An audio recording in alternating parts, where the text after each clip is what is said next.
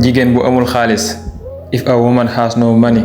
If a woman has no money. lu ëpp ci góor ñi dañ koy dimbali accepté ko.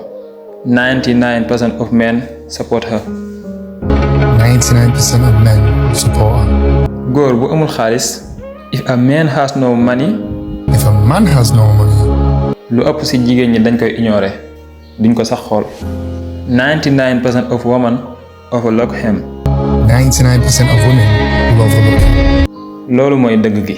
That's just the reality of life. And that's just the reality of life. salaam gars yi bàyyi ne ci jàmm baax baax man maa ngi ci jàmm baax te maa leen koy ñaanal yéen ñi nga xam ne da ngeen bëgg a dégg anglais moo xam ngeen nekk débutant intermédiaire ak niveau bu ngeen mën di yor bëgg a dégg anglais am nañ ay cours anglais pratique 100% en ligne bu ngeen ci bëggee ay détails wala ngeen participer ci numéro WhatsApp bi mi ngi ci bio bi jaa ngeen jëf.